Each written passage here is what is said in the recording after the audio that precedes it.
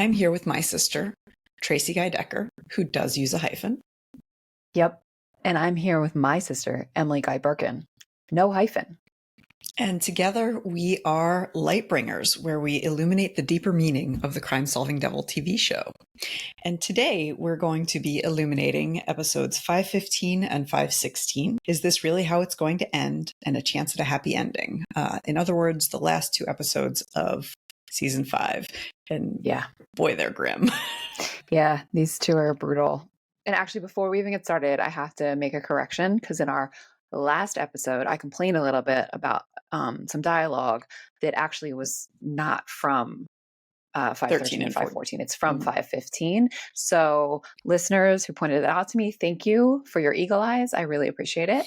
You're right. As I mentioned in the last episode, I kind of got mixed up and watched 515 when I was supposed to be watching 514. Anyway, so correction made. And let's talk about these two. We try to stay chronological. So 515, is this really how it's going to end? Where we lose Dan. Whew. It's a rough one. It's a rough one. It's rough. Because I've seen these before, I know it's coming. And so I know now that it was intentional. But I remember on the first watch through, while he's playing Unstable Unicorns with Trixie, I remember thinking like, oh, yeah, we haven't really seen him interacting just being a dad with Trixie, and how much I appreciated it and I liked it. And of course, immediately pull the rug out from under you. There's a reason why that they have that in this episode. Yeah. And presumably this is going on all the time. This is just, you just happen to see it in this episode. You want to believe that.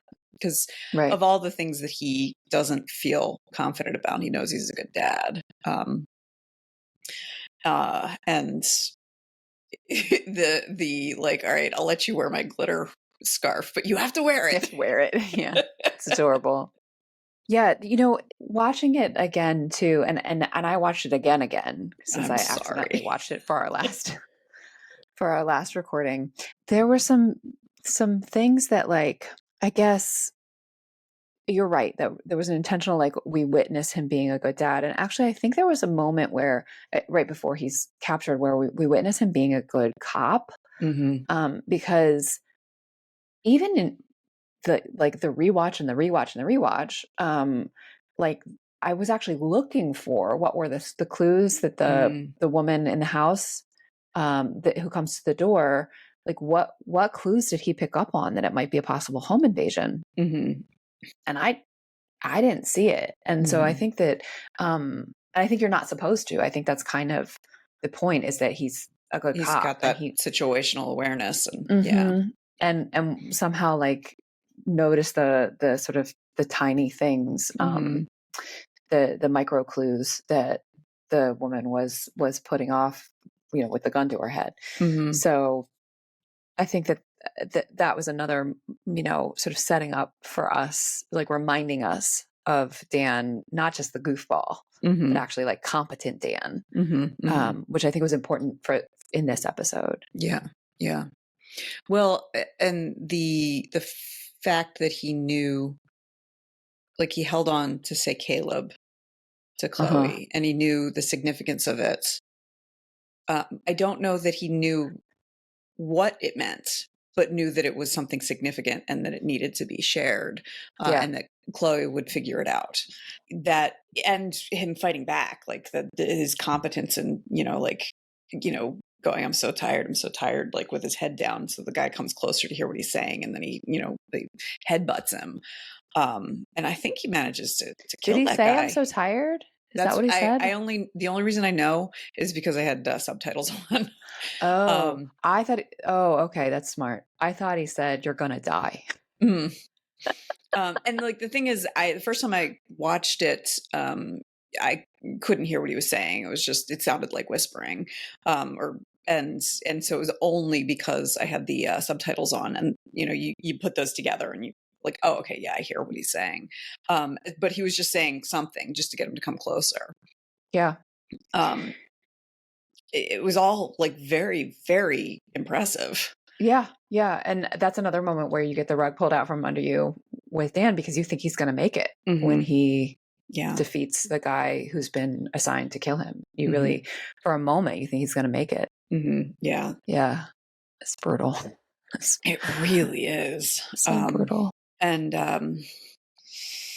the scene in the hospital when Trixie comes in, oh my gosh, that I remember when this season came out, and I remember watching it and like just tears. And so knowing it was coming, I was thinking I would be okay, but no, Yeah, me neither. I was really, really crying. There's Uh, something very powerful about the exchange between Trixie and Lucifer, who mhm. is almost never just sincere and heartfelt. Yes. Yeah. Certainly not with Trixie. Mhm. Yeah. So the my dear sweet child, like that's when I started Yeah. crying Yeah. when Ellis delivered those lines. Yeah. I also I want to highlight the when they're trying to find Lamech, and I can't remember. I think it's before they found Dan, so they don't know if he's alive or not. Um, and Maze, like, first of all, Maze comes in. Who took Dan? I'm going to find them right now. Mhm. And then Lucifer's like, who's good at finding criminals? Other criminals. Like I've gave favors. She's like, which should I call in? And he's like, all of them. Yeah. And so that makes it so clear how important Dan is. Um, that and Amenadiel saying, like, at the funeral, like, he was and will always be my best friend. Mhm. Um, I think in particular, the calling in all of the favors helps to underscore sort of your point from several episodes ago, the Daniel Espinosa Naked and Afraid. So my recollection of your kind of take on that episode was how much Dan actually matters to him, that he went through so much trouble to do the prank. The very elaborate prank, that he went to so much trouble, so much money, so much effort, that was kind of evidence of Lucifer's actual regard for Dan, which, to be honest, I just find unsatisfying in that episode. And now here we are several episodes later, and we hear him saying, call in all the favors, like whatever it takes to find Dan, which I think actually does bolster your take on what was going on in that previous episode about the importance of the relationship between these two men. So, or man and celestial. So I think that validates your point from that episode. Yeah. I was just thinking how cavalierly he says, call them all in, because that's something where it's not that he doesn't call in favors, but they're currency. yeah. They are a currency for him. And it's how he operates. It is his, income of a sort. And so to call them all in, it's a big deal. Yeah. So I do have a question plot wise, which I know just in terms of like where the story goes in season 6, why didn't Maze and Lucifer kill Lamech when they found him? Yeah, I think that the explanation comes later, because they kill all his henchmen. Yes. And then Lucifer whispers something to him, And which we don't know what it is. Although it's interesting you mentioning Dan whispering. Like, there's sort of an interesting mirroring between the two whispers. But yeah, where are you going with this? So I have read, and I believe it, but I'm not sure if I'm looking for the pattern or not. But I've read people's theories saying that what Lucifer whispers into Lamech's ears is he was my friend. And watching it this time with that in mind, it looked like that was what he said. I might be wrong. It's one of those things where don't we hear in season 6? I don't think so, but because Lamech wants to punish Lucifer the way that Lucifer punished him, and Lamech's, I mean, I guess maybe like seeing the red eyes and hearing that might strike fear, but because Lamech's response, his face, is sort of tortured. So I don't know. And honestly, season 6 is the only season I've watched only once. Yeah, me too. And I binged it and I don't remember details. Yeah, we're going to get there. Yeah, we're going to get there. We're going to get there soon. Yeah, I mean, the implication, even just within what we have here, is that this whatever he whispered, whatever like satanic incantation the devil whispered in his ear was somehow itself punishing. But yeah, I don't have there's no clear answer from what we've been given at this point. Yeah. Yeah. So, okay, I have some continuity things like within the whole story arc, which we've talked about before, but here they are again. The feather, it's in the second episode, but the feather, Remy's feather that they bring to Ella for for sleuthing. In the first season, we were given angel feathers as like themselves miraculous and magical, Maze uses one of Lucifer's feathers that she had kept in order to heal Amenadiel, who's been cut badly with a demon blade. And she just like presses it on him and lights up the entire penthouse. Whole city. Yeah. And here we are just like playing with this feather like it's an emu feather. Yeah. And like we just forgot that that's the case. Yeah. Which it bothers me a little bit because I feel like they created some beautiful kind of rules that now it's not even that they're breaking them. I feel like they just forgot that they exist. So I found that a little bit bothersome. On the other hand, we have Ella in the same series of scenes, like right adjacent to her thinking it's an emu feather, talking to God and saying like, it's almost like you're not up there anymore, and asking for a sign, which is immediately granted when Chloe walks in the door and says, Ella says, please, I need a sign that I'm in the right place. And Chloe immediately walks through the door and says, Ella, thank God you're here. So, which Ella recognizes as the sign that it is. So there's sort of an interesting kind of back and forth around a question it's a question with mixed messages for the answer about what divinity is and how it interacts with humans. So in that second episode, there's a moment where Amenadiel and Linda are with Charlie, and Linda is being a very overprotective mom, because Charlie, every time he stands, he falls down. And Amenadiel is more amused than anything else. I mean, like, this is how you learn. This is how humans learn. They need to get up and fall down, and getting up after having fallen down is the most empowering thing possible. And then there is this, when they bury Remy, there is a similar like moment where he's recognizing that's what God as a parent did, which is give everyone free will so that they could fall down and get up again, even if it meant things like his Remy children would die.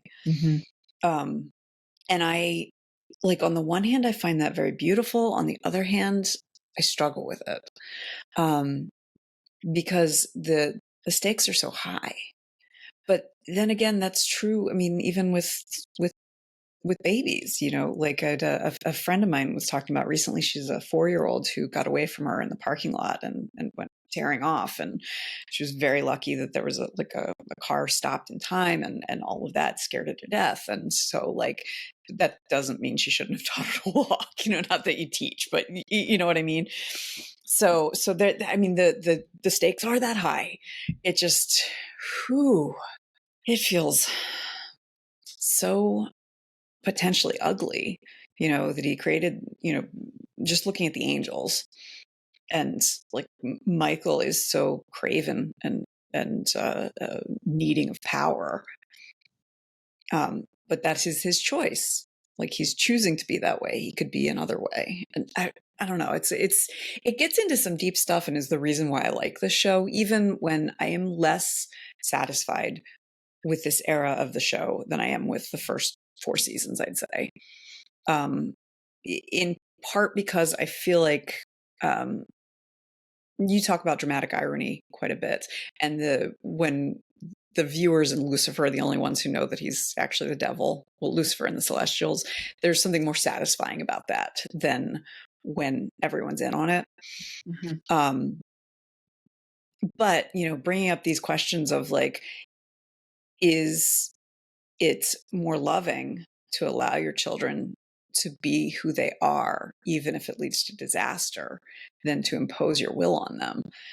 And like, well, you put it that way, yes, but oh my goodness, like, But couldn't there be guardrails? yeah. Yeah.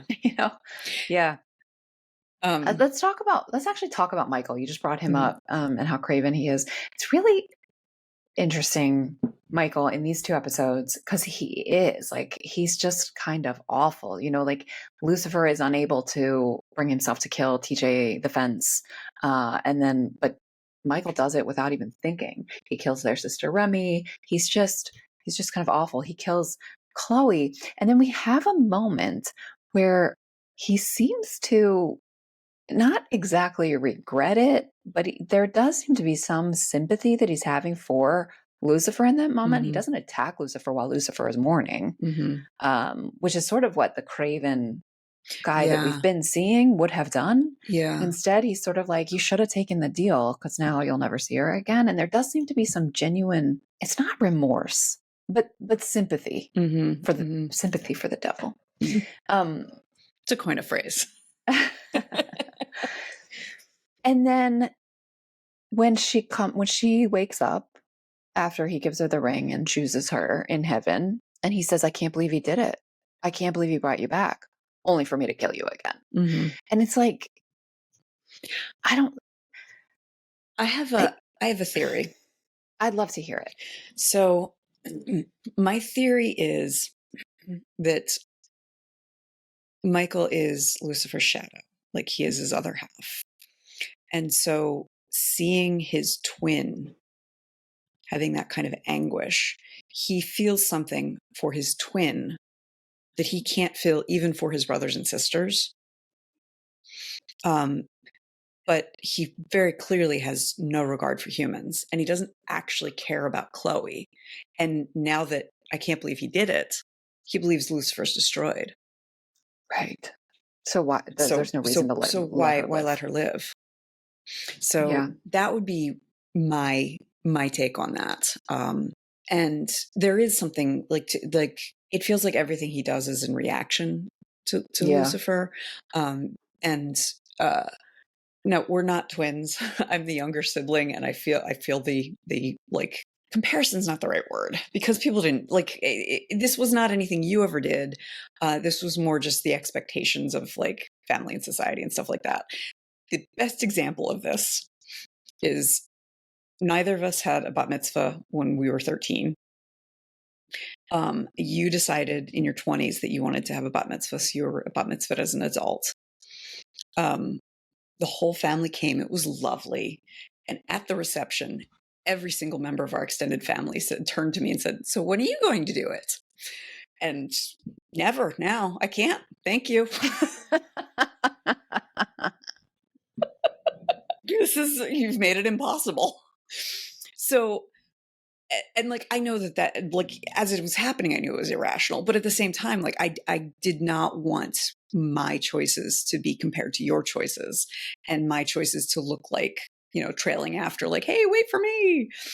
And so I can comprehend somewhat what Michael is doing and his willingness to sacrifice so much, in part because he is very specifically setting himself separate from his brother.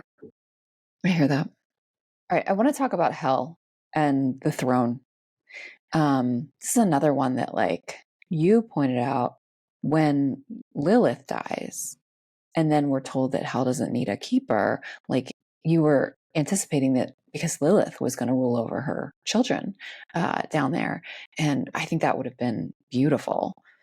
And instead, it's just this sort of like, I mean, you can rule if you want to, right? Like even talking about May's going to be the queen, the Mazza queen. It's just, it feels like a missed opportunity for a much neater narrative element. Well, and it could have been really interesting also with the fact that Maze would have known she'd have to depose her own mother. And that could have been really juicy, interesting stuff, considering how complicated their relationship is. Yeah. And so would she be excited to depose her own mother? I mean, like she'd claim to be, but would she then like hesitate? And I mean, there'd be so much that I think would have been very rich. But instead it's this like hand wave, like God said, it's okay.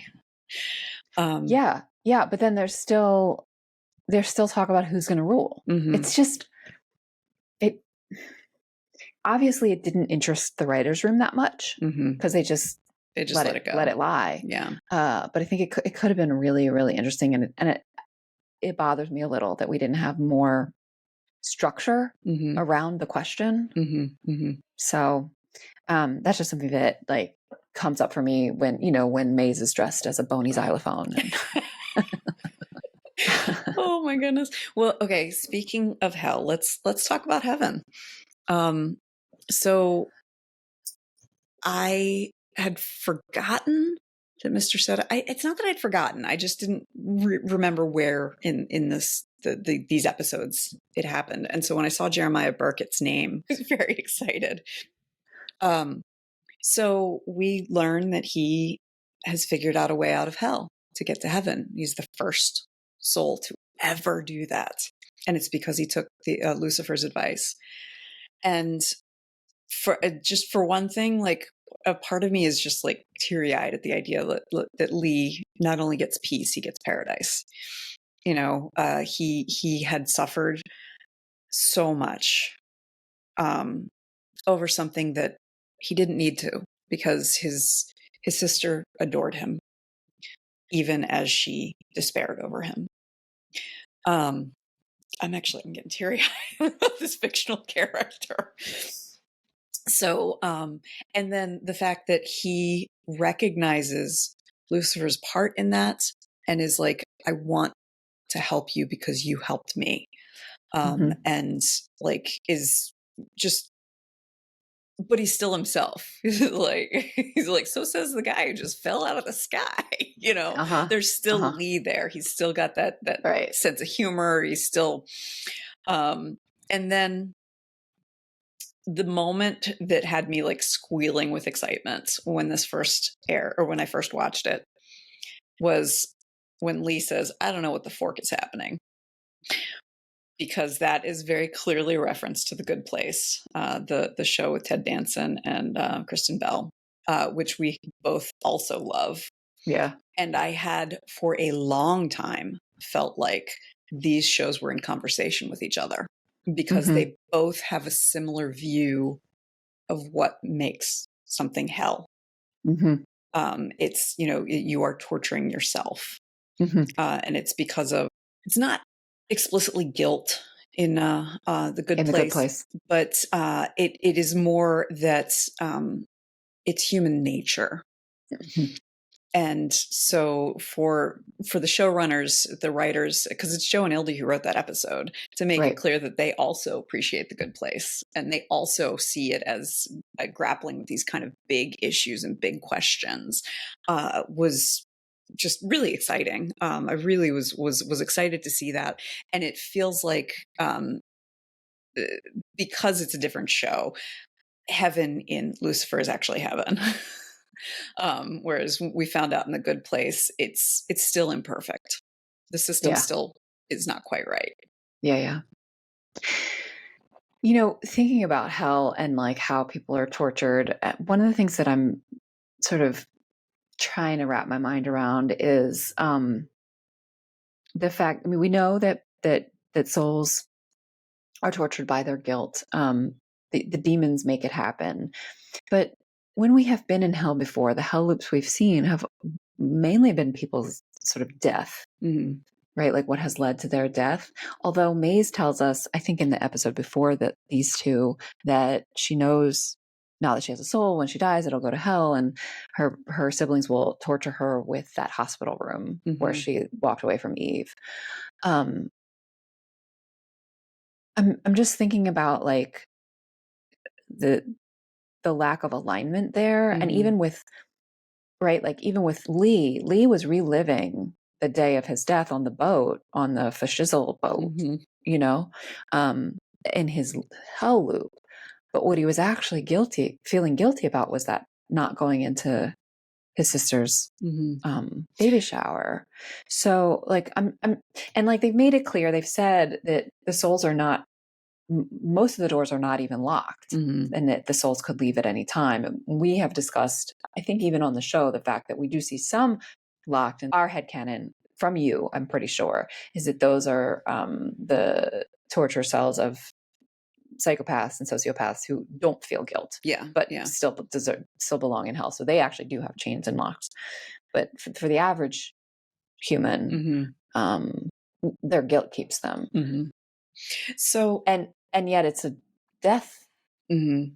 based loop that may or may not have anything to do with, which we'll see actually in season 6 with when we hear from Dan about Dan's experience. Mm-hmm. So specifically for Lee, I wonder if his hell loop is in part like about, even on that, like that his things are going great. He has a yacht. Everything's wonderful. There's still a big part of him that feels guilty that he doesn't have a sister, that he walked away from her. And so the hell loop is not the specific day, because he dissociates from that. Like he can't even like look at it. His hell loop is when he's on top of the world, it's still not enough, and he immediately dies. That's nice. That's nice.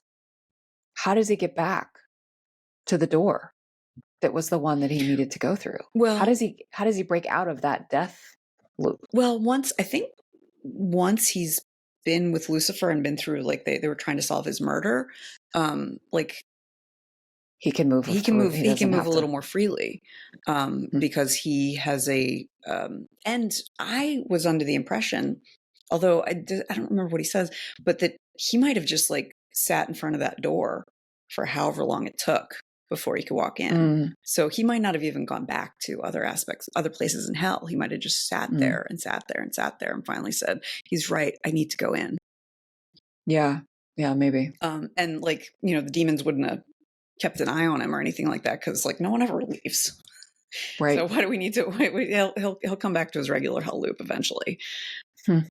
Okay, maybe. So it was also interesting that Lee tells Lucifer, like, yeah, this is heaven, or at least one of its rooms. I'm still getting the lay of the land. So that was useful. That was useful exposition.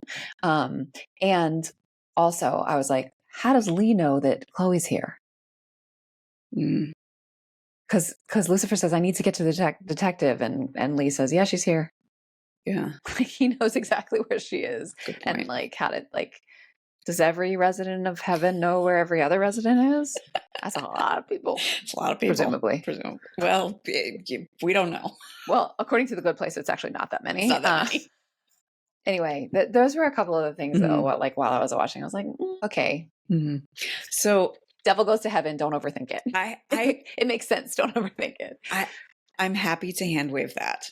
The thing that got me was when Michael says, oh, you're going to go up to heaven and immediately burn up, like, because you've been banished. And like, it was like, okay, this is the first we've heard of it. Well, he does say he can't go back. Oh, many times.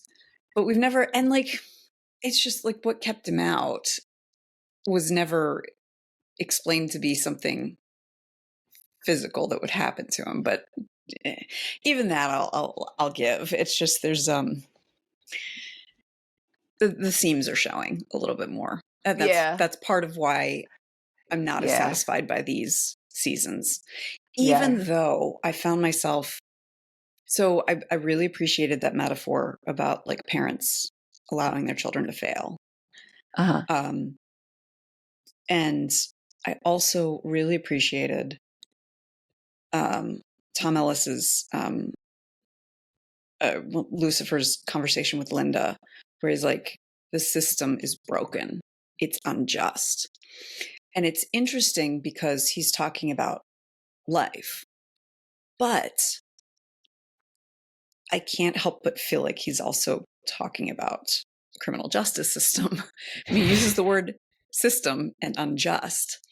I recently saw, there's a YouTuber I like. He's an ex-evangelical, and so he talks about like the ways that evangelical culture affects like the culture as a whole. And one of the things he talked about recently was like the appearance of Satan imagery. And he was talking about the show Lucifer. He's like, I have friends who really love it, but I just could not get over the fantasy of cops being good. And I have had that. Like, we've talked before about how this show is propaganda, and our very mixed feelings about it. A story I read recently about the LAPD, and I can't even remember what horror it was because there have been so many, made me feel like, oh my goodness, this is so. There's this disconnect between the show that I adore that makes it clear that cops are the good guys and reality.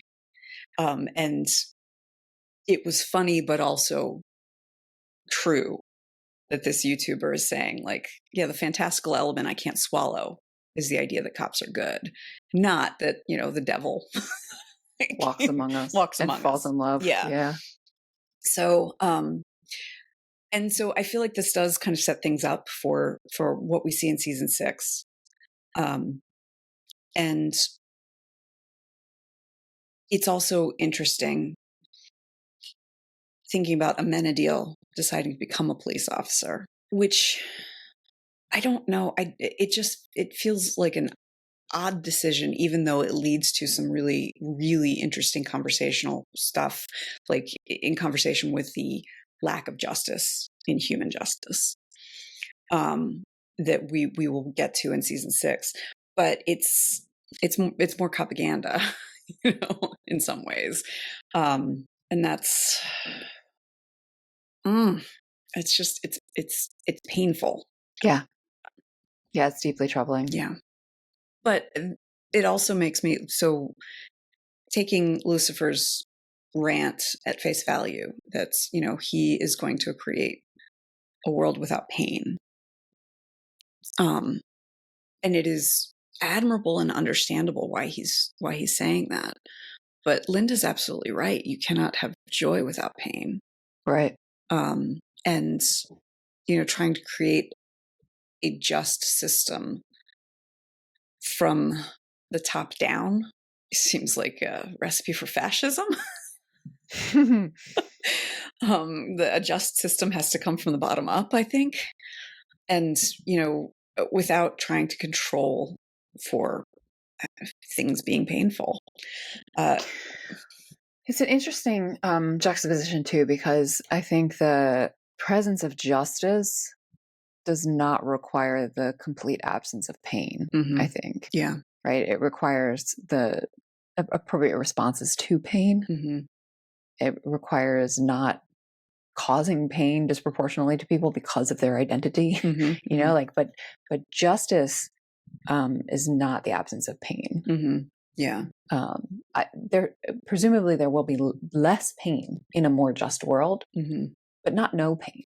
So that's a sort of an interesting conversation there that you're noticing, because he is at face value talking about life, but he does use the word justice, or there's no justice, or it's not just, or something like that. So yeah, that's an interesting. And Linda's response is actually not about justice. It's about pain. And suffering. And like, it does in some ways feel like Lucifer has a sense of justice. Well, so at the end of the last episode, because Michael has said it's to the death, and Lucifer agrees, and had Michael won, he would have killed his brother. But Lucifer, by cutting off his wings, he metes out a consequence, but it's a just consequence. It's not an over. I mean, I don't know if it's just or not. It's not death. It's not death. Yeah. It's that scene actually is really interesting because Michael kneels. Mm-hmm. Like earlier, Michael had the flaming sword and Lucifer punched him in the face. Mm-hmm. So like the possession of the sword is not enough to for the other to be required to surrender. Mm-hmm. Mm-hmm. I guess, the shock of having him come back from the incineration of going back to heaven. Mm-hmm. I don't know. Like, Yeah. I actually found that a curious moment. Yeah. That Michael surrendered, Mm-hmm. basically. Yeah. It was also curious when, and here's another, like, they forgot the rules. So or maybe they didn't, but when Chloe has Michael on the ground and she's got Azrael's blade to his throat, mm-hmm. he says, "Do it," mm-hmm. Which I don't actually think that Michael would say that. I think he would try to weasel his way out of it. Mm-hmm. He would try to figure out what she was afraid of, and use it and weaponize it. And in earlier episodes, when we first met the Blade, Welcome to Stabby Town, like when humans held it, they went crazy.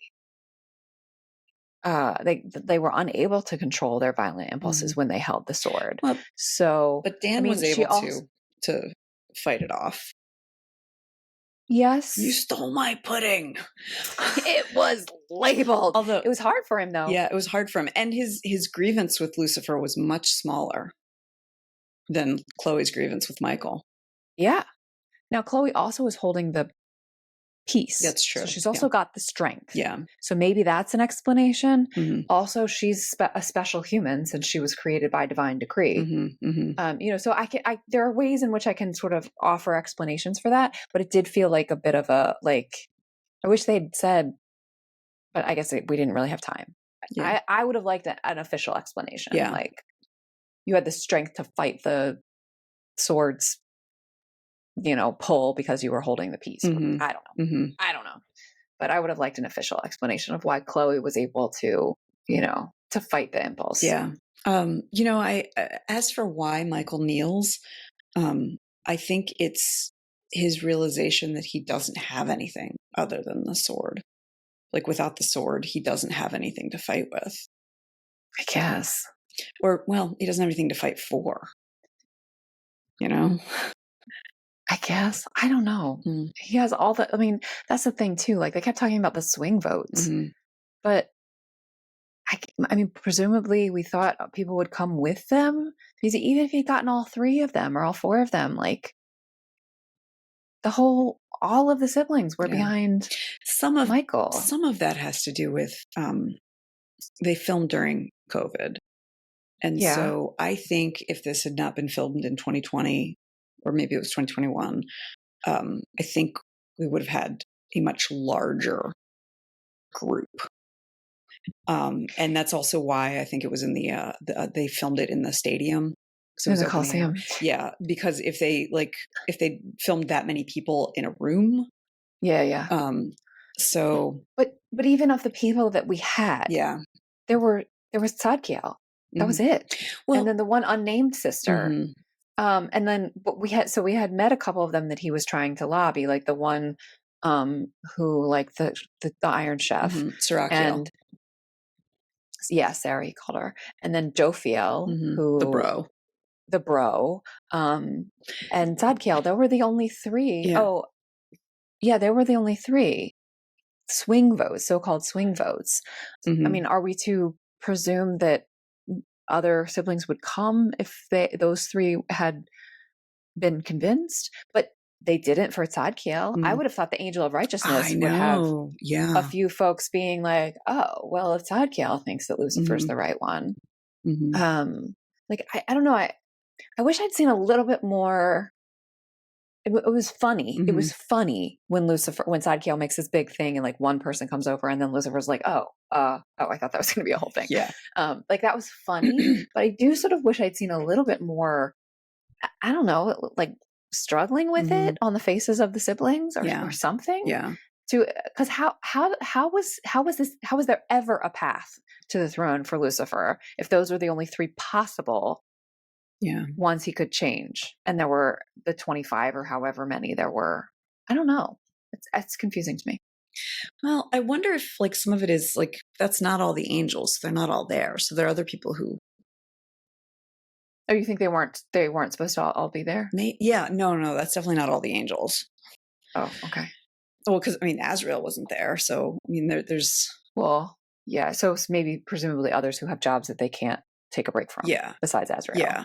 Yeah. Okay. And they would have been swayed by, but then like, why aren't they there? I don't know. Yeah, this is one of those ones that like the reason that they suggested it makes sense and don't overthink it. Yeah. This is one of those ones. Yeah. That on a little bit of scratching, you're like, wait a minute, this whole storyline doesn't actually work. Yeah. So we've been talking for a while. Let's talk about the almost fan service of the moment of I choose you, and then he disintegrates. Mm-hmm. Let's talk about that for a moment. Yeah. So he has told us that he's told Chloe and thereby us that he believes he is incapable of love. That it's just not in his makeup to love. And he's been telling Ivan Sidekiel and others that love is the reason that he wants to be God. So there's like, that's sort of an interesting thing that like he knows he loves her, but he also thinks he's incapable of love. And then facing his own erasure, it's death, but it's different. As he's like incinerating, they play it like it's painful. That's when he's able to actually tell her, which is for the fans, like, finally he said it. I do have to say that kind of mirrors the moment when he tells Chloe that the reason why he wants to be God is so he can be worthy of her, and her reaction feels appropriate. Oh my God, yeah. So like, are you freaking kidding me? Yeah. Are you kidding me? Oh, for F's sake. Yeah. Is like, yeah. And then you're telling me that Dan is dead because you still don't know how I feel about you? Yeah. I thought that was well written and well delivered. Yeah. I believed it. Yeah. I believed it. And so it's interesting. Like, if I feel like it's not that he doesn't love her and doesn't know that he does. It's that he doesn't feel worthy of loving her. And so only if he were God would he be worthwhile to love her, is I think what that really is. But I also am imagining if someone were like, well, I'm taking this major job that's going to change everything about our lives because otherwise there's no way that I would feel worthy of you. I'd be like, don't put that on me. Yeah, right. So that's the other aspect of it. Although, I mean, if he had told her before Dan died, that probably would have been her response. It's interesting too, when she says, feel worthy. No, but this is better. This is better. Make yourself vulnerable. Because we're going to see in season 6, he actually does make himself vulnerable for Rory at a later time. So that's an interesting setup there that he can't. I don't know where I'm going with that. It's something that hurts me. It is. And him telling her to just stop feeling guilty. Like, what's interesting is because when I watched these episodes the first time, when she says, I don't regret my choices. I choose this. I don't feel guilty. And so she's gotten over her guilt about Dan's death, which I don't feel like. Well, she got over it specifically because she knows it's not Lucifer's fault that she's dying. Yeah. I think that's actually significant. Yeah. It's not that she's just sort of come to terms with it. It's that now she is she's in a different place experientially. Yeah. So she has now experienced she's going to die. Yeah.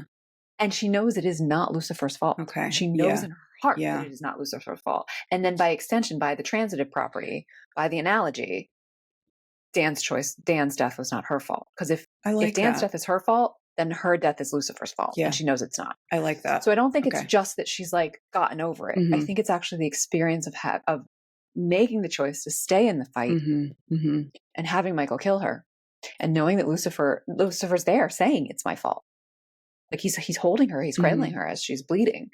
I like that. I actually think that that's why, and that at least that's the way I read it, and that actually makes a great deal of sense to me. Oh, it does. Yeah. Yeah. That would allow her to sort of release that guilt because she forgives herself as she's forgiving Lucifer. I like that a lot. That's good. Yeah, I don't always love the storylines they give Chloe or the dialogue or the delivery. But I actually think that Lauren German did a good job with a very difficult task. Yeah. After the point at which she knows and they get together, it is a really difficult task to act that. Yeah. And do it believably. And I actually think she rises to the occasion. Yeah. Yeah. Yeah. These 2 episodes are really, she's very well done on her part, especially. And there's a moment in the hospital when Trixie comes to say to Lucifer, tell me it's not true. And you see her face like go like completely ghastly, like, oh God. And then she like falls over. And like, she's not even in focus. Like the focus is on Trixie. And it's like, it's really well done. Yeah. Okay. So we've been talking for quite a while.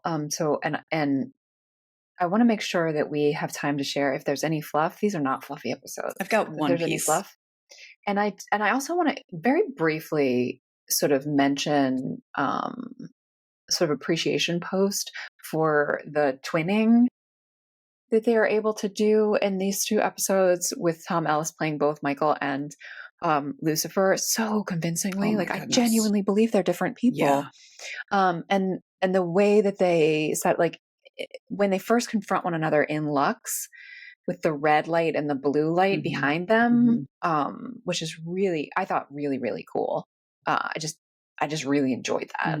And even, Lucifer cosplaying as Michael, which is really kind of fun, like Freaky Friday stuff. Yeah. Like Tom Ellis pretending to be Lucifer, pretending to be Michael. Anyway. But there was something really, really nice about the twinning, particularly in these 2 episodes, which I'm sure is not as complicated to do as my brain tells me it is, but my brain is always just like, how do they do that? It's the same actor. He's fighting himself. Anyway, I know it's actually it's pretty straightforward. It just involves Tom Ellis acting it out twice. Yeah. And then post-production. Yeah. But it works. My brain is completely fooled. It's amazing. Anyway. All right. Let me hear your fluff, Em. I have one piece of fluff, and that is the very final scene when you come up behind Lucifer on the steps of the Colosseum. A teeny tiny little bald spot right there. Nuh-uh. And I'm gonna have to rewatch Oh my it. God. I noticed it the first time I watched, and I was like, I'm making that up. There's no way. And I remember rewinding and no, there's definitely, and it might just be the way his hair is swirling. Coiffed. Yeah. But it's just like, it's right there. It's more than just a part. and like, that's funny. I'm like, all right, well, there are consequences to, burning up in heaven. That's funny. All right. So, I have one that I think diehard fans of the show already know that Joe Henderson is one of the inmates when they're demons. The guy whose head gets cut off and the head goes sort of flying across the street. I didn't know that. That's Joe Henderson. Oh, no kidding. Okay. Yeah. He's not in the bus in the first scene. Okay. I actually looked for him. I didn't see him in the bus in the first scene, but he's one of the demon inmates in that fight scene, which is kind of cool. And also, I think it's really fascinating. They give the Lilim their own language, right? And it sounds like vaguely like Dutch or something when she says brothers and sisters at my command. Mhm. And it's, it sounds like the right, like approximately the same number of syllables as Mhm. English. But then when she says fight, it's like 7 syllables. It's like this long sentence and then just the word fight in the subtitle, which I really loved. Like, and also, like, from a linguistic point of view, like, doesn't make sense to me that the Lilim would take a long time to say the word fight. I think the Lilim, it would be like, it would just be a grunt. It wouldn't actually even be a word because it's so fundamental. Although maybe there are lots and lots of words for fighting, like the proverbial Eskimo words for snow Yeah, or yeah, something. yeah. I don't know. So Anyway, I have actually 2 more real quick ones. The okay. first, when Eve is meeting a blind date at Lux, Steve. and I'm like, I feel like that is an intentional tweak at like the folks who are like, it's Adam and Eve, not Adam and Steve. That's nice. I would never have picked that up. So that's the first one. My last piece of fluff is does Lucifer lie when he's singing Can't Touch This? Oh, because he says God must be doing it. Yeah. So, except Gabriel says it first, Okay. right? Like he's singing, Mm-hmm. like they're doing their thing, Mm-hmm. and Gabriel's kind of dancing, Mm-hmm. and Michael gives her a look, like he gives her a side eye, and she's like, "Must be God, Mm-hmm. or must be Father, or something like that." Yeah. I don't remember what word she uses. And then Lucifer kind of gloms onto that. Okay. But maybe you might be right. Yeah. Yeah. I don't know. I'll have to watch that scene again. Yeah. With that question in mind. Yeah. I mean, isn't it lying when he dresses up as Michael? Well, I mean, like we've already talked a little bit about how he doesn't always tell the whole truth and all of that. It's a good question, but I don't know. I don't think of a disguise as being the same as a lie. But Yeah. I mean, there's definitely, I think even more so in the comic book, which I haven't actually read, I just have read about. mm-hmm. But the sort of not lying thing is very specific. Yeah. It's a very specific thing that he doesn't, he totally misleads all the time. Yeah. That was, I read one issue and had trouble getting into it in part because he very much misleads the human that he interacts with to her detriment without actually lying. Right. That's a really interesting question. Mm-hmm. Yeah, I have to. I really don't want to watch this episode again, but I might watch a couple of scenes again. Yeah.